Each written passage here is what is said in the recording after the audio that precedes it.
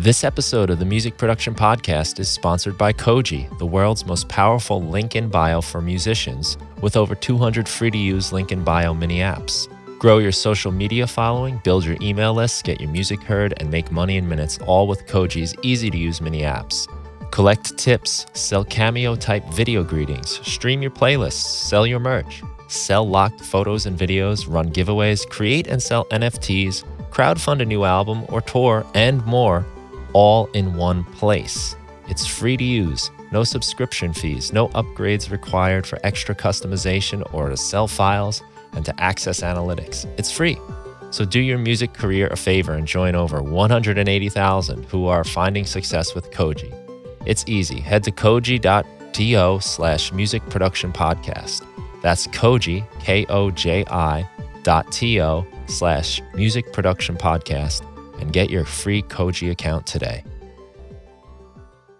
How's it going, everybody? And welcome to the Music Production Podcast. I'm your host, Brian Funk. On today's show, I have Gabriel Fortuna, who is a fellow Ableton Certified Trainer. He's the director at Beat Drop, which is an online music school. In person as well, or just online? Thanks, Brian, for the intro. Yes, we have an online school, but we also teach in person. At the moment, we are very limited on that regard, but we are looking to, Good. Yeah, that's what I thought. Open up the doors again once the time is right, but yeah. Yeah, everything went a little crazy in the last few years. Yeah, exactly. I'm really excited to have you here, man. And, Gabriel has a great YouTube channel for the people listening. You should really check that out. We'll put links in the show notes. Lots of cool stuff, devices, tutorials.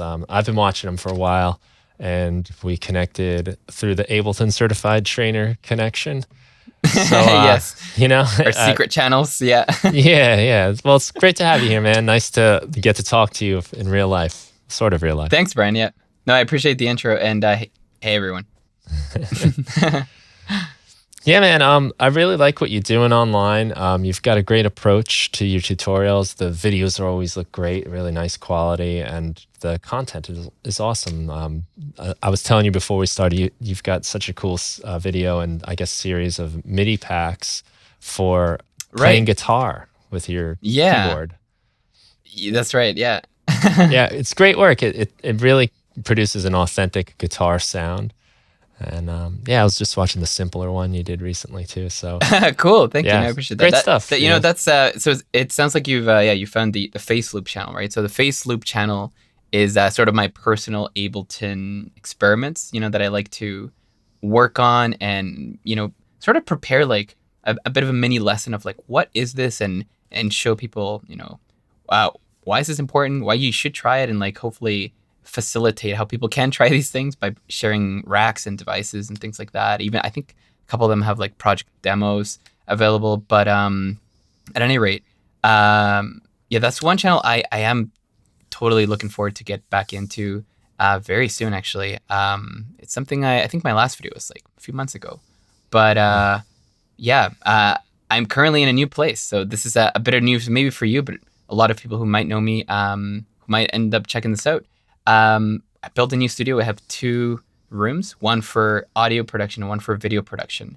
And that's been really exciting because now I don't have to just scramble all my gear in one corner whenever I need to make a video.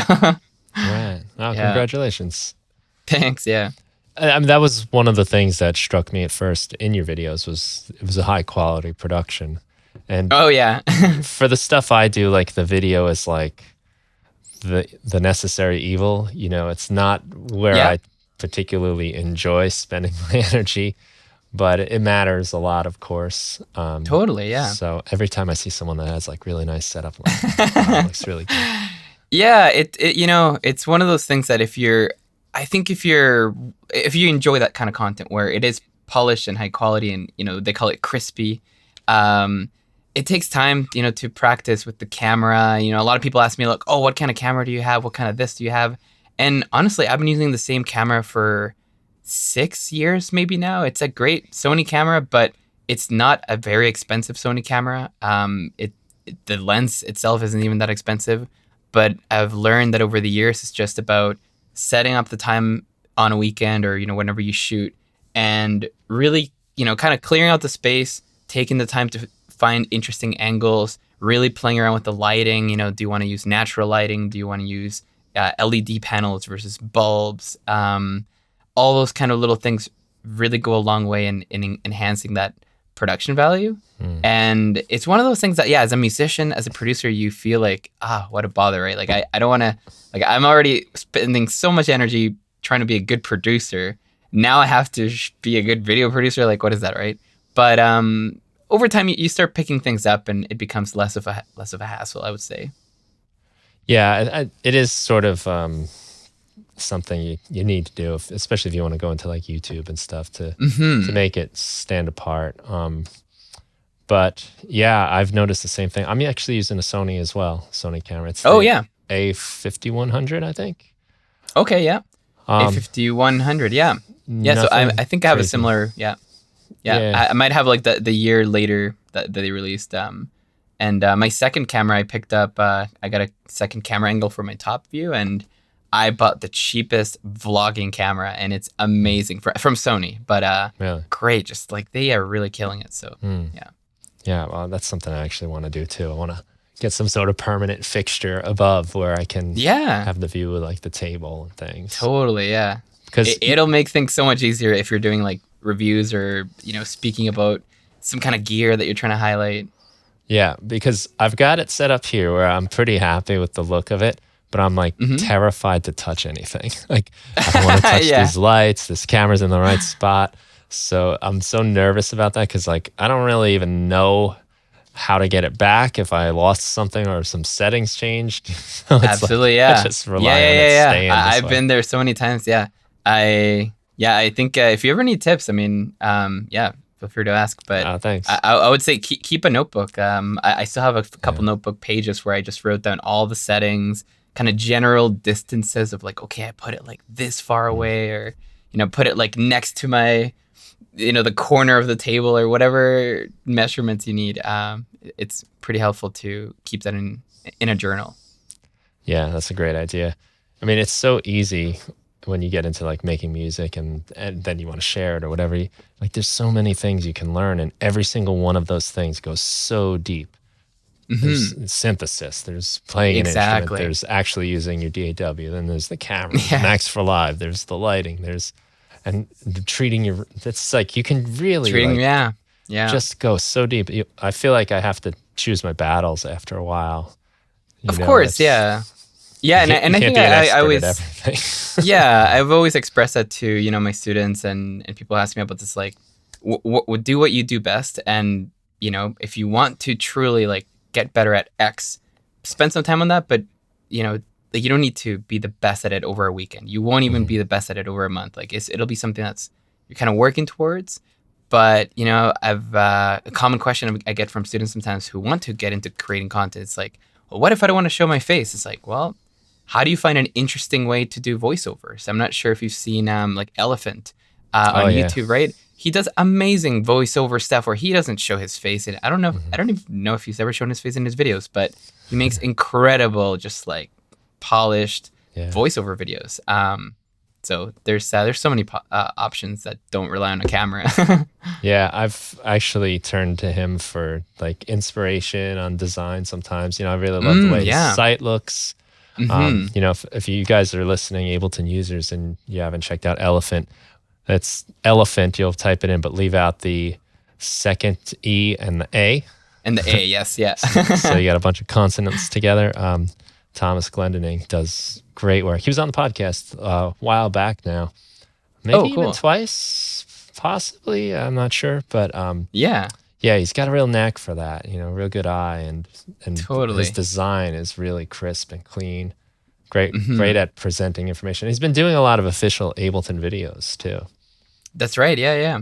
No, he's got that that modern eye for the internet for sure. Yeah, it's simplicity. Yeah. That doesn't look lazy, it's like really like, I love that look, that minimal look, so he does a nice job. But also great music and great demos. So I think that's really key when you're making content or reaching out to YouTube or Twitch or whatever you do. It's like, make great music, make great musical examples. I think without that, it's really tough to keep people engaged.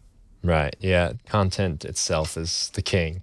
The polish is Hmm. just the polish. And Yeah, yeah. exactly. Yeah. Yeah. So maybe you can tell us all a little about like what your work is like, because it seems like you do quite a few different things from the school and from your own work, from your Yeah, for music sure. as Fortuna. Lots of cool stuff going on in your world. Thank you. Yeah, I mean, just to give you a bit of an overview. I'm the director over at Beatdrop. I am teaching here at Beatdrop as well, so I'm still leading most of my classes as one of the main instructors. And we offer online training for adults and kids. So we're offering, at least for the adults, we're doing a term by term type of learning. So you'll join in the fall or join in the winter, join in the spring, join in the summer, that kind of stuff. We'll take in a group of students for mentorship. So a big shift for us recently has been focusing more on mentorship to help students complete songs with confidence and really go in on the like best bang for your buck in terms of time Mm. and like what is the thing that's going to elevate this song so that you're happy with it, so that it does justice for you. For some people it'll be sound design, for some people it'll be songwriting, for some people it'll be writing lyrics that make sense, right? That's what we're focusing on there. And yeah, I teach weekly with those folks. We do one-on-ones, we do a group class, and then with the kids we have an ongoing program where we're blessed to have like a group of rotating students every month. They're intermediate and slash advanced. They're anywhere from like 10 years old to 15 years old, and they're all incredible, like way ahead of the curve. They're gonna go on to make some great music. But I'm usually overseeing that project, helping them develop the curriculum, maintaining the site, creating videos for the kids that engages them, and then it's a lot of back end admin stuff, a lot Mm. of, thinking about, what are we going to do next month? What are we going to do in 6 months? Writing emails, making calls, hitting up partners. It's kind of like the typical business. It's a little bit more boring, less teaching or, school like. It's just running the business. But, that said, I feel like I am really lucky to be at this point where I have some times where I have half an hour to spare and I can go over and play the drums and try to figure out my next rhythm for a track, or I can start working on, some mixing for a song that I'm working on for my project Fortuna, right? So Fortuna, that's a bit more of like a baby, like love project I've had for a while. There's a lot of like lore and there's a whole concept to it that I could go into for the next hour, but I won't. Ideally though, it's like my nerdy project. I sing a lot and I write stories and feelings about a world that I created. So I have this story that I created with a world, and I'm trying to respect the rules of the world and the story, and I'm trying to share the feelings that these characters go through. So right now I'm working on a set of releases. I have a couple that are just, they're ready. We're working on the campaign for how that's going to be released. And I'll be honest, it's been a couple years since my last release because, as we all know, the pandemic just changed everything for everyone. Whatever you were doing, you Yeah. weren't doing it. Like you had to pivot. You have to think about, okay, what's going to happen with my in-person students? What's going to happen with gigging? I used to perform. I used to look for, I don't know, just opportunities to record and play with musicians in person. So a lot of that has really changed for me. I don't really work with students in person these days. I don't really record with bands or do any of that stuff these days. But you pivot and you kind of find other passions, and that's where some of those videos that you came across kind of come in, expanding what we do with Beat Drop. And these days now I have a little bit more time to work on the music side of things, and I'm super excited to show. Well, hopefully I'll show you and the rest of the world once everything's ready to get these singles out there. I don't know. I'm really excited about them. But anyway, that's sort of my week is basically that over and over. Right. Oh, that's Yeah. cool. So you get to really work with a lot of different people at different levels. I think it's pretty awesome Hmm. that you're finding 10 to 15-year-olds that are intermediate and advanced. Where are they getting Yeah. their start? Gotcha. So actually, that's a really good question. We have a few introductory programs. So we do bring in people and new young students to come train with us, learn about what it means to make music with a laptop. Because the way I see it, the laptop, and I'm sure you kind of agree, laptop is for these young kids kind of like the Stratocaster that we grew up with. If you want to be a DJ or a musician, you need a laptop. You don't need a Chromebook. I mean, you could start on a Chromebook, but you need a laptop and you'll be making some great stuff if you know what you're doing, right? But we introduce our students to Ableton Live very young. Again, 10 years old. I think we've had a couple students who have even been 8 years old. For them, it was a little more challenging, but we're willing to, really go all the way and really help. We'll hold their hand a little bit. We'll give them templates. We'll give them activities that are not so technical and more musical and expressive. But we bring in new students. I would say once a month we open the gates, we take in a handful of new students, and once they're ready, they move into the intermediate program, and that's a rotating thing. So it's actually like a membership program, so you can stay in as long as you want, and every week there's a new topic. It's all non-linear. It's a lot of fun, so that's why we always have students coming back and just checking out, like, what are you working on now? Or like, I want to catch up. I want to see, the past lessons. I want to see the new lessons. It's a bit of an experimental project for sure, and not the only one in the world like this. But I would say we're one of the first for sure to take something like this and really zone in on the kids. Well, I think it's great that you do the fun angle. Instead of like, okay, kids, this is MIDI. That stands for musical, and like no, the history lesson, and they will go right back to playing Minecraft. For sure. If we did it that way, yeah. I think anyone would a lot of times, but that's so often like the traditional approach is to like, I think school unfortunately like beats the passion out of a lot of kids. With stuff that's not fun. I mean, I teach high school English, and I like most little kids, when they learn how to read, they love it. They're excited. They want to read things. By the time I get them in 9th grade, they hate it because they've been given. they hate learning even, because they've just have all these bad experiences associated with it, and I can remember thinking that when I was that age too. Like, I hate learning. But there's something about the old school kind of regiment that these schools have set that can be challenging, and I know it's not for everyone. I actually do I do help out one school locally in person right now, not associated with Beat Drop, but I've been their kind of local music production instructor for a long time, and I just help them out with a few classes. But they're really, they're a private school, and they really look at learning differently. And the kids there just learn so much more. They love school. Like, they actually seem to enjoy school a lot more than when I go to some of the public schools, which have these kind of more rigid learning systems, and maybe you need to be revised a little bit. And that's we're at least running, an online school for music.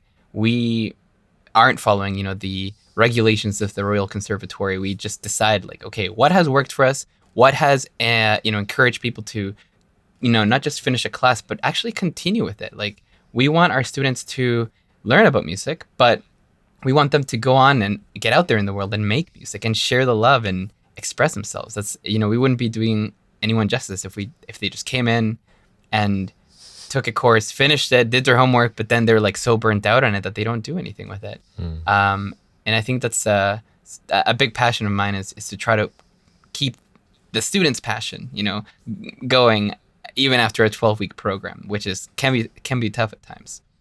Well, that's great because, I think at that age they're so, they're so impressionable, and they're really like developing their identity as musicians a little bit. So it's a delicate time. They're like sponges, so they really learn quickly, but they are really developing totally different skills than the adults would, for sure. For some of the kids, honestly, it's even just learning about how a computer file management even works and functions. Like, what is a file? Where do you save it? What is a folder? And compressing a zip, these are new terms and new skills for some of them that I would hope that, become very useful for some of them who are looking to get more into working with a computer in any of their careers anyway. I've noticed that. I get asked the question, like, is this song saved in the program, saved in they'll say app, Yeah. they don't say program. And, Yeah. like you kind of have to like go, oh no, it's not like your phone, it's a little different. Yeah. Yeah. Well, and I'll ask you this because this is a totally kind of a related but different topic. Have you played around with BandLab? So bandlab.com. Yes, the online. Yes. Yeah. Yeah, it's an online DAW/community/learning platform thing. Mm-hmm. And, we've, I shouldn't say we've collaborated with them directly, but we have, worked on courses and developed them on BandLab. There's some things that we still borrow from BandLab, but that is a platform where you make projects and you save them to the cloud. Yeah. And you don't have a file. You don't have a tangible thing that you back up. You can back up the stems if you want to download them, but everything's in the cloud and it's just saved. And I wonder if, how, not when or if, but, or actually, yeah, the question is, I wonder when Ableton and, Logic and all these programs will implement this kind of cloud system. I'm not sure if Logic has it actually. I don't think they do yet, but yeah. I don't know. Not that I'm aware of. A while back, I had John Ivers, who's from BandLab, on the podcast. And talking about some of this stuff. It was like, I guess, almost 3 years now. Okay. But a lot of kids get their start on like an online DAW because it's accessible, and it's not, they're usually a little more friendly. There's not quite as many crazy things you can do. Like, yeah, which is it's a good. little more streamlined. Yeah. Because when you open Ableton Live for the first time, I mean, and I think Ableton does a great job with making it approachable, but there is just so much you can click on and so many places you can go. Sometimes it's nice to just have something that's pretty straightforward, just so you get your feet wet and you understand like the concept of what you're doing. Yeah, exactly. I think, I would always recommend BandLab to new students. I usually do when, especially when they're so young. A lot of parents can't afford to purchase Ableton Live. We facilitate that over at BeatDrop, and there's some ways, but it's still kind of limited how we can facilitate that. And if there's students who really want to get into it and don't want to spend a lot of money, that is a really great way to get, creating.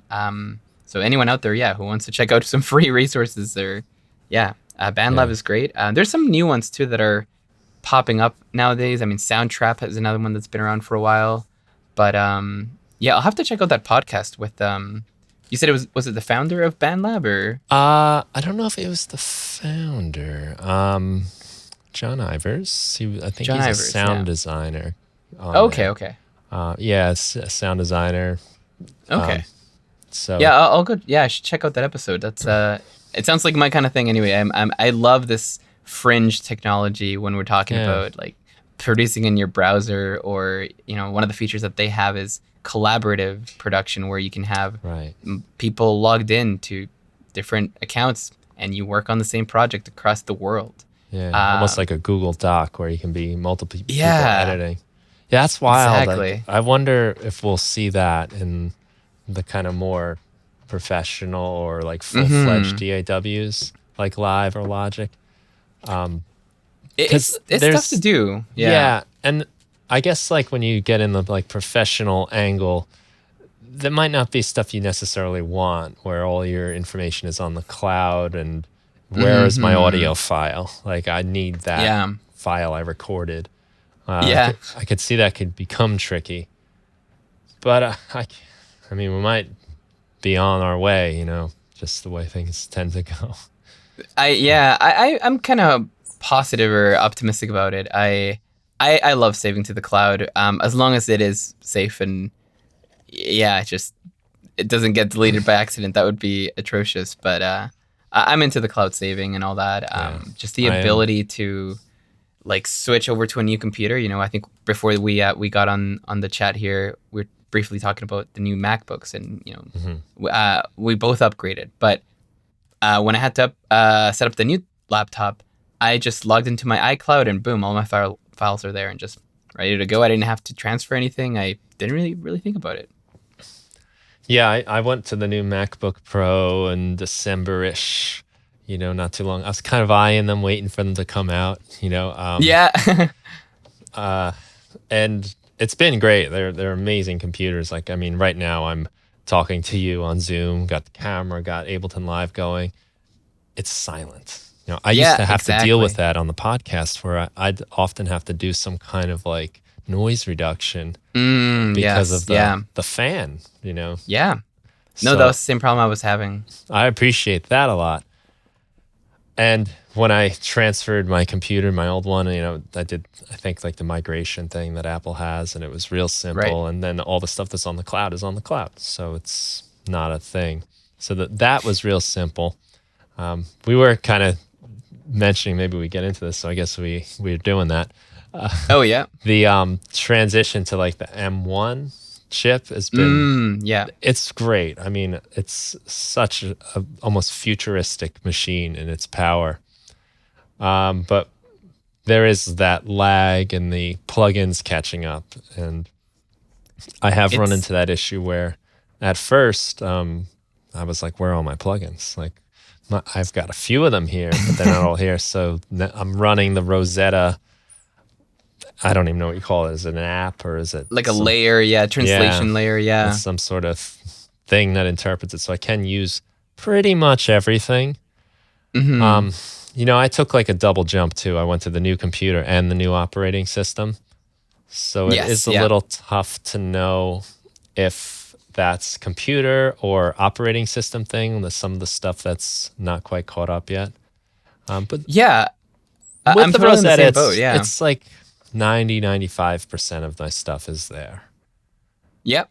Working, I think if you don't use too many of the old plugins, like if you don't rely on the really old plugins and the kind of legacy type of products, I haven't had a lot of issues.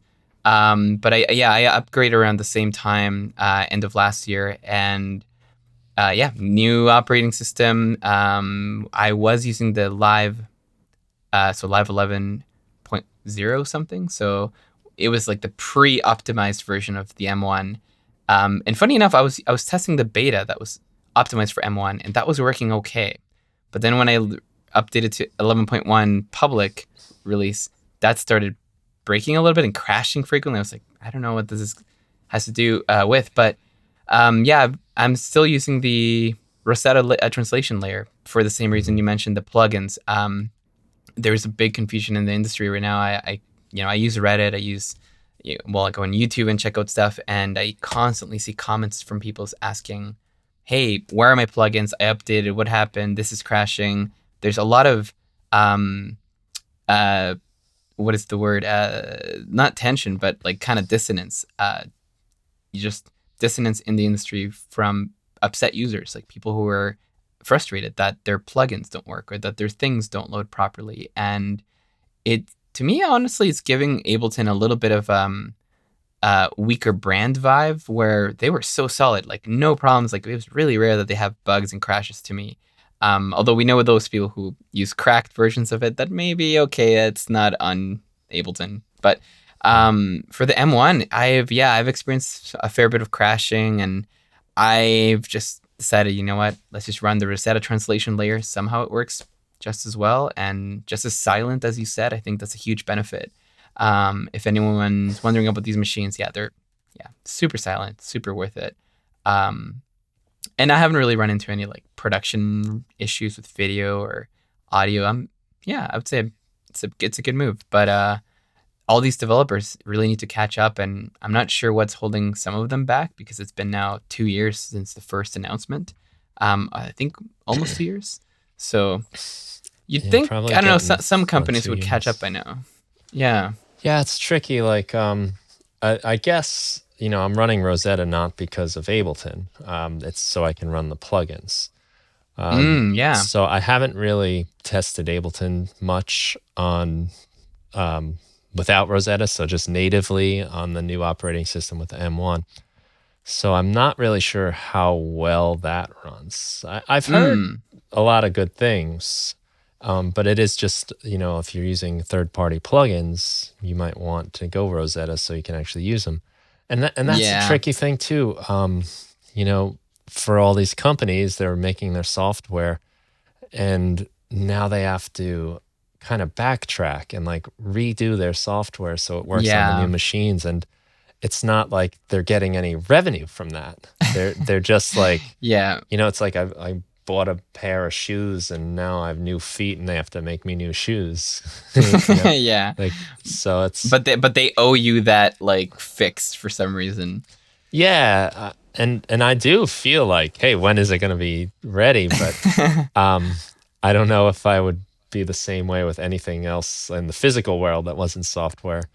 Right. You wouldn't expect it. My bed doesn't fit in my new apartment type of thing. Like, that's not Yeah, the yeah. beds company. No, I agree with that for sure. And I don't think it's really, I guess my sentiment isn't about so much, hey, developers, get on your plugins and update them already. But maybe even Ableton maybe should have a little bit more responsibility on really warning users on what's going on. I don't know if they actually need to make a video on this, like before you update or download this, like which version you should download. But Yeah. I know they've put warnings, they sent emails, they sent, put out information, but nobody reads, when you're downloading an update or something, like nobody reads that wall of text. And this is where I feel like a lot of the confusion is coming from is by default, when you install the universal package on a Mac, it opens in this M1 universal format, which doesn't allow unsupported VST plugins to be loaded. But it loads some of them, which is really strange. Only the supported plugins. You can also use audio units. And then if you revert back to Rosetta, which is the kind of Intel version, or you just open the universal package through the Rosetta layer, then everything works. Your old plugins, your new plugins. So I'm not sure if we're ready for this move, I feel like this feels very beta to me. The fact that, like you said, you use Ableton to use the plugins, but then you can't really use the plugins by default. It's a big question, and I'd love to chat with some of the guys at Ableton more about this. I'm sure they've heard lots of complaints about this. I bet that's tech support's new nightmare. Yeah. Right? Because you want to keep up with the new technology, right? Like, of course, you don't want to have like a professional piece of software that can't run on the new professional machines. Yeah. And then my biggest, the biggest thing I'd be afraid of is, I guess it's not really that bad, but if you were to start a project and you're tracking a guitar and you're just recording guitar and you're like, oh yeah, let's get this in, and you start tracking, and then you look for your plugins for mixing and then they're not there, and you're like, oh, now you have to like save your project, close Ableton, relaunch it in Rosetta, and it's this whole thing of, it's not ideal for sure for that workflow.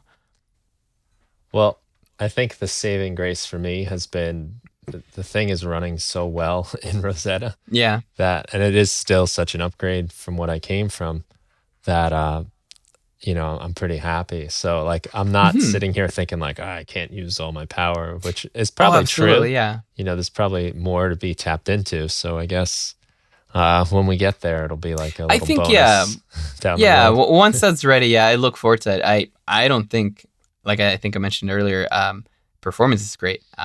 So if anyone's wondering like, I don't want to get a Mac because of this, no, trust me. This smokes my Intel machine. It smokes the Ryzen 9 whatever PC that I built. It's on a different league. Yeah, I agree. And it's almost like, what I can't use right now is sort of just like a casualty, Yeah. The price of admission. Yeah, for sure. Yeah. So, but anyway, that's a lot of Mac talk, I guess. Yeah, I guess that's part of the thing. It's like, again, we were mentioning in the beginning, you sort of have to become involved, and you want to make music. Well, you got to learn computers now, and there's so many other things that come along with it. Exactly. Yeah. The creator economy is exploding, and there's never been a better time to grow a passionate fan base to earn an income from music you love to make. In the past, this meant the huge headache of creating accounts on tons of different apps and platforms just to accept tips, sell locked content, sell merch, crowdfund your project, create and distribute NFTs, and more. That's why Koji and their link in bio app store is a game changer. It's very cool. Use their locked audio mini app to sell live recordings, old demos, extended version of tracks, sample packs, loops, anything that doesn't live on Spotify or Apple Music. Use Sell a Service to sell remixing, beat making, marketing services. Sell bars as a rapper or remote record and editing services as an engineer. You can do this all right in your link in bio. Add a Koji tip jar or love jar to receive tips from fans and aspiring producers. Try their multiple DSP playlist embeds to easily display your discography. Releasing a new project, they've got incredible free apps to engage audience and build hypes, like their Challenges mini apps where your fans can compete in video challenges you create. Or try their Giveaway mini app where fans do promo for you on social media for the chance to win something. I'm just scratching the surface, so you should really go explore the Koji platform and the link in bio app store for yourself. It's free. Head to koji.to/music production podcast. That's Koji, KOJI.to/music production podcast. Other link in bio apps just send your fans to links on the internet. Koji keeps everything in one place so your fans stay engaged with you. Set up your free Koji account today. I guess like in the line of like newer technologies, the way we kind of connected is I put out kind of a question for anyone using MPE. And yeah. I don't have a ton of experience. I've got Push 2, which has the polyphonic aftertouch, Yes. which is great, which is really cool. But I'm kind of curious how people are doing and what they're using to make the most of this, because I guess a little background's in order just in case. MPE would be MIDI Polyphonic Expression, I believe is what those three letters stand for. So that would mean that all of the kind of controls you have can now be like on a per note basis. So pitch bend used to only, pitch bend everything that you were playing, but now you can do pitch bend on individual notes.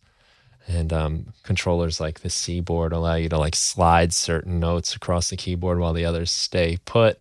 On Push with the aftertouch, you can do cool things like set up like a vibrato with pressure, and you can kind of do like only one note gets vibrato, and so if you're holding a chord and playing like a melody on top, you can give the melody vibrato without the chord getting it, whereas in the past everything got vibrato. Yeah, that's a huge, like, I think speaking of features of MPE, that sets it apart for me. Having individual, per note expression, that's huge for anyone who wants to really evoke something, like evoke, that emotion. We've been limited, to this single channel editing, where before, if you play a chord and you bend the pitch wheel down, the whole chord comes down, and you're like, I don't want the whole chord to come down. That's really huge feature that for me has opened up how I create with MIDI and how I create with instruments. But with Ableton Live 11, this was a huge, excitement for me to be able to use MPE MIDI with, so I'm just thinking MPE MIDI, just a side note. It's like thinking MPE MIDI I think it's actually multi-dimensional polyphonic expression. Okay. I think it's what it is, because it's MPE this like MIDI if it's MIDI Polyphonic Expression MIDI, that's like saying ATM machine, automatic teller machine. Something like that. Hey, I was like saying that, I was like, wait a second. But I believe the naming convention, keeps changing, but like people say whatever. Anyway, at any rate, the multi-dimensional thing though, that's something to think about. When you press down on a note, you can press in, you can move side to side, you can move up and down, and that gives you a lot of control on a single note. And here's, like, for me, I just give you a little bit of a background. I was an early adopter of the C-board. I have a C-board Grand, the very first C-board. It's like really dark. You can't really see it. Yeah. See, I didn't know what it was till now you mention it. But yeah. I don't know if it's. Oh, yeah. I don't know if you can hear Oh, that. that's Yeah. nice. You put a little vibrato in Yeah. there at the end, too. Right. So you can kind of bend back and forth on each note, but you can press into it. You can, I don't know, you can add weight to the chord, so you can like weigh the bottom, like the bass, a little bit more than the high end. It's super interesting. So I adopted this thing like really early on, before MP was a thing, and back then, honestly, this was a challenge because I would have to record the output. I literally just took the audio out, recorded everything as audio. There were ways to record the MIDI data in this multi-channel method. It's extremely tedious. I've made a video about it if you want to go check it out. But yeah, you got to set it's up like really 8 MIDI tracks, right? Yeah. Well, and then the thing is, every time, one of the things people don't know, it's really not super necessary to understand, is every time you strike the keyboard or whatever controller you have, it generates a note on a new channel. Mm-hmm. So every time I do this, it may not necessarily be on the same channel. It may be this time is channel 1, and then this time is channel 2 or 3 or whatever channel's available. And then it writes this data. It writes the emotion or the expression data to that channel. So back in the day, anyway, it was a mess to try to edit. It was not even plausible for me. I don't know anyone who did it, to be honest. So audio was the way to go. As of lately, now we have MP integrated into Ableton. But one of her contexts, over Ableton was asking. Just so I'm understanding you completely. Yep. You're talking about like the actual audio coming out of the keyboard, like some of the built-in sounds that are already set up?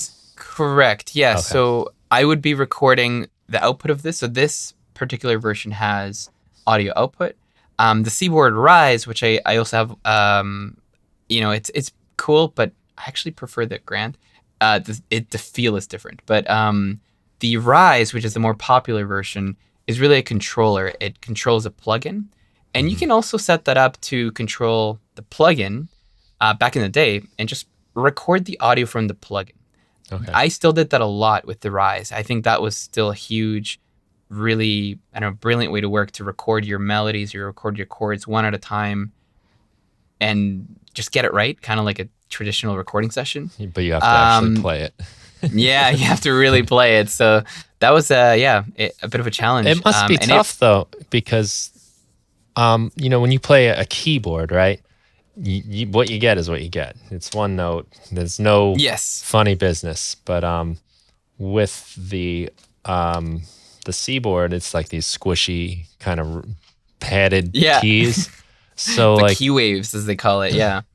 Well, I don't know if this is exactly the same, but I kind of liken it to playing on like a fretless guitar. Where you kind of like, you must have to be really precise, I'm imagining.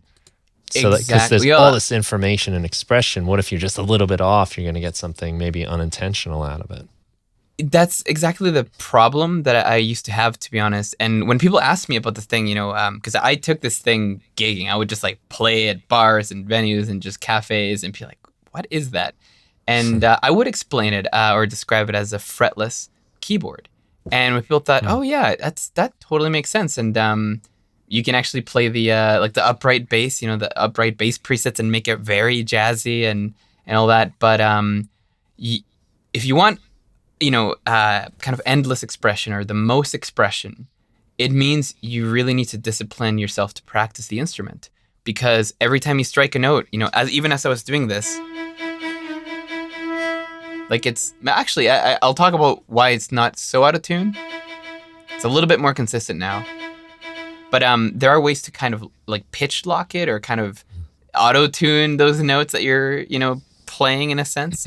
But I don't have the maximum expression right now because I've set an area on each key wave that I can hit, and that note will still be in tune. So there are methods that the Seaboard uses for that.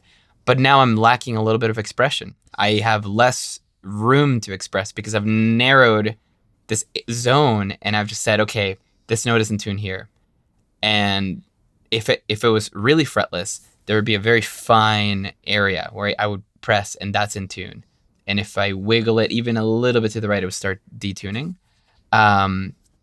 but it creates a lot of problems for intonation. If you're playing with a band, if you're doing songs for your own production, you really don't want to have these notes that are slightly detuned in these microtonal ways. It sounds interesting, to say the least. So yeah, the C board supports this kind of, they call it 5D adjustments or 5D controls, where you can specify how much control you want on your fingers. Like, if you want to have a lot of control on the pitch bending or just a little bit, you can specify that. Different controllers manage that data differently. I know the Linstrument does the same thing. There's kind of like a spot you can press, and you can make that area bigger or smaller, essentially. The C-board, or well, not the C-board, what is it called? The infamous Roly Light Pad. This thing has certain kind of pitch locking things as well. But I would say that, I guess what I'm trying to get is MP is not for everyone.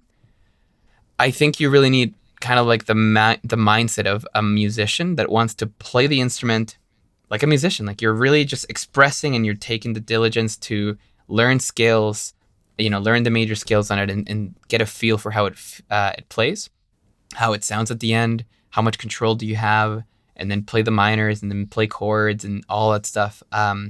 You really have to practice it. And I actually noticed that when I don't practice playing it for a while and I'm in a session, I really struggle to get the right sound. It's kind of like when you don't pick up the guitar, or you don't pick up any instrument. So that said, MPE is now in Live 11, and you don't need a controller at all. Or you can use a controller, and you refine the data after. You refine the data after the fact, and that's something that I'm really into these days. I have been drawing MPE and just working with it, kind of like just on the laptop. Like, I made a whole little song thing recently where the intro was all done on the laptop, but it sounds totally expressive. And I've been trying to reverse engineer what's happening with my fingers, and then draw it in manually, just to see how the workflows vary. Because, to be honest, it's a little bit stressful when you're trying to get the right sound, and the only limitation you have is your physical abilities. I'm just trying to make songs. I'm not trying to be the best keyboard player. So being able to edit these things now has been super freeing. Yeah, I could see that. Having the capability to edit that has got to be nice, because, like you said, otherwise you're just getting the audio and that's whatever you played. Yeah. And if the sweet spot for the in-tune note on the piano is not just the key anymore, but it's like this little area. Yeah, I guess with great expression comes great responsibility. Yeah. Yeah. No, that's totally it. And that's one of the funny things about getting the C word the first time. I remember being so excited, when I played it. But I also remember realizing, like, wow, this sounds terrible. Like, I mean, not the instrument, but my playing didn't sound good, because you really needed to put in the time for it.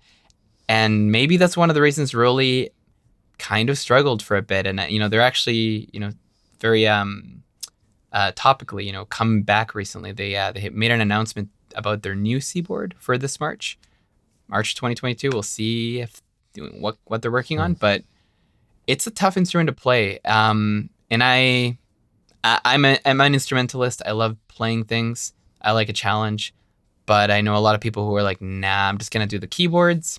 And for example, Native Instruments has amazing articulate strings and instruments you can get. Spitfire does the same thing. They have amazing articulation. So if you need strings, there's other options. But now you can play anything in Live 11, like your voice. You can put that into simpler and start playing your voice with MPE, and it's really cool. So yeah. Nice. Yeah, I'd like to play around with it, but I know that feeling from playing like a fretless bass or a fretless guitar. I played a fretless guitar not too long ago, and I was like, oh, I don't like it. I felt like I was totally. As a guitarist, you put your fingers on the frets, and that's like anywhere from like probably 2 inches, inch and a half Yeah. to like a half inch, that they change over. There's a lot of room for error. Yeah. There's a lot of room for error. So you just gotta like kind of lump your finger in the general vicinity of the note and you've got it. Yeah. But and that's not to say like guitar is easy necessarily, but there's a certain feeling when things are intonated and they have a fret. There's even a certain sound to it. And I think actually one of the things I'll mention is I can't play everything on the keyboard. I've learned over the years there are keyboard solos or keyboard like chord parts and rhythmic parts that just don't make sense to play them on the squishy keys. They make sense with the action of a real keyboard, like the bounce of a real keyboard. The squishy is great for melodies and like held sounds that you really want to like bend and just, I don't know, do something with. But morph. Yeah, that makes sense. Yeah. But if in my mind, I would have loved to try to make the one keyboard like my be it all end all instrument. And I tried, but I can't play like Rhodes jazz on it. Like you can, but it's tough. It's not the same thing. Yeah. Yeah, because it is this kind of like, I don't even know what to compare it to. The feeling. It's you know what? It's almost like, it's not totally, but it's kind of like when you get the piano on the iPad, like an iPad with an on-screen like piano, and you try to play piano on it, and it feels weird. That's just how it is. Like you lose your physical ability to reach notes, and that muscle memory is kind of gone.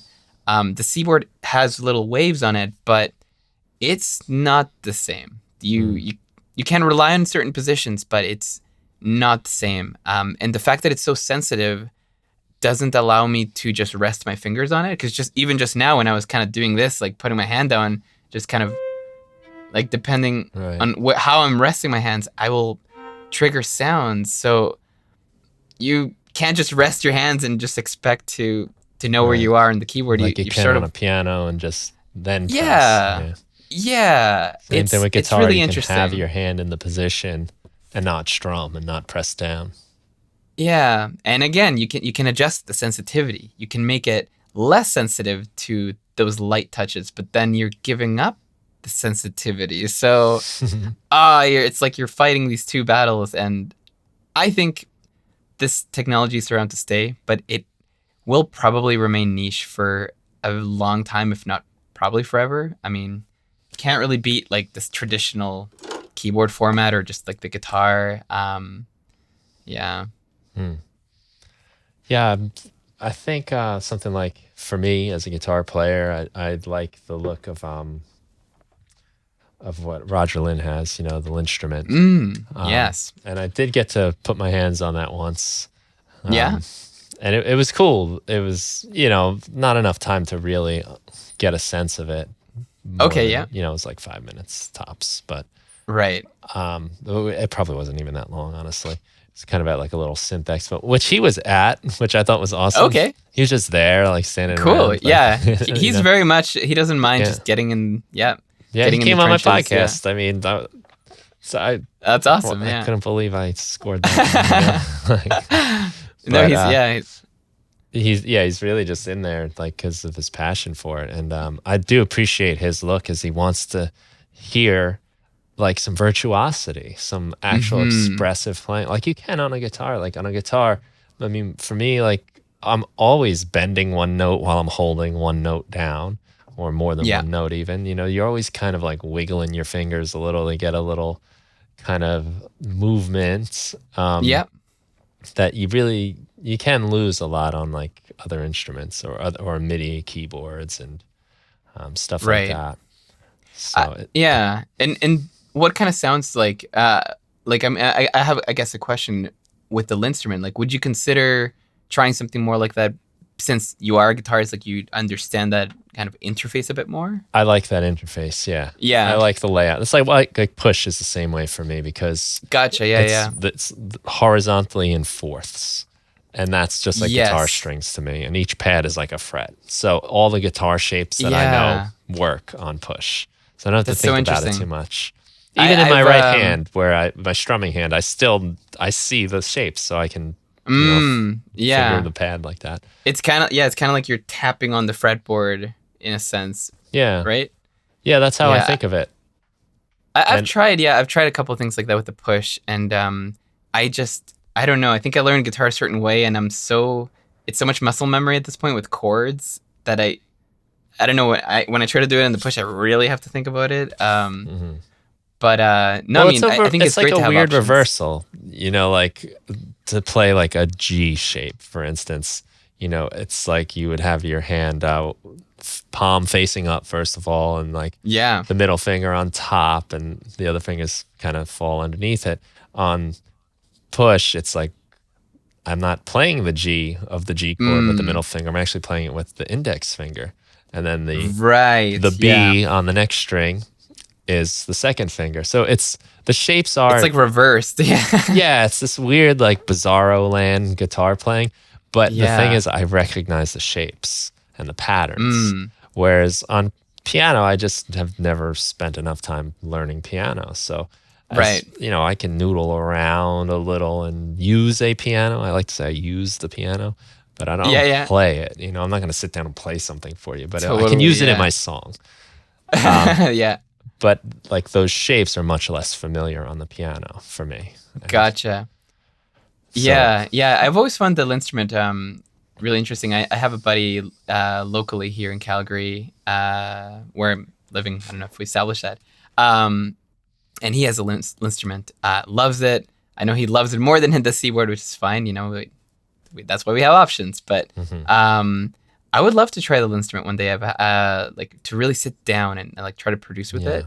I got the Rolly block thinking that I could kind of use it like that, but it's so small and the surface doesn't really have like frets or anything. It's just now this is the fretless pad again. Now this is the problem, the fretless idea. Whereas the instrument actually is fretless, but it has guides. Yeah, and that's something really different about it that I think could, I don't know, help more people get into that expressive playing. But it's in a different price point.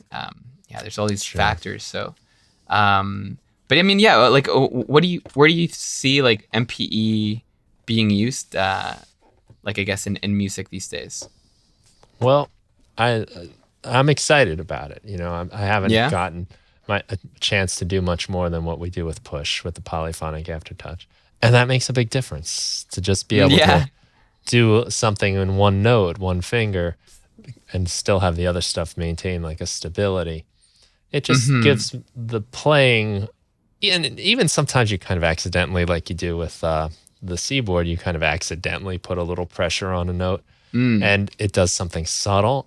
I like that because that happens on guitar too. Every time you strum a note or play a chord, it's different. It's always slightly different. You can't do it the same exact way ever. It's too expressive. Yeah, that's one of the interesting things about this whole conversation with the MPE is it's the problem of, what is expression versus what sounds good versus, can we edit it or, how do we make it perfect, et cetera, et cetera. And I recently even saw someone post somewhere on Facebook, I can't remember where, but they were talking about how they choose not to use MPE anymore because they're like, you know what? I just like my chords perfectly in tune and I like my expression very under control with like an auto filter. I like to do it that way. And it's like, hey, like whatever works for you, that's cool. But it also kind of maybe, I don't know, to me, it limits what kind of sounds you'll make if you're only going to use these like more rigid tools and the ones that are more free because they're too much of a pain to like get the right tuning or you play a note and it triggers weird. Now you're like, oh, that's annoying. I want it to be perfect. But I actually think some of the annoying weird things about it make it so human and real, right? Like it's your mistake. It's your human mistake that created that. And there's an argument there. I don't know. Like I don't think there's a right way or wrong way, but I think there is something to be said about like these mistakes that sometimes make things human, and maybe we need to leave some of those in. And I hope to see more MP and in the studios around. Maybe not in every song. It's one of the things I get asked sometimes. Like, oh, do you use that in every song? It's like, well, I use it when I need strings. I use it when I need like a cool synthy kind of atmosphere that it like bends and evolves. But I don't need it in every song, for sure. Yeah.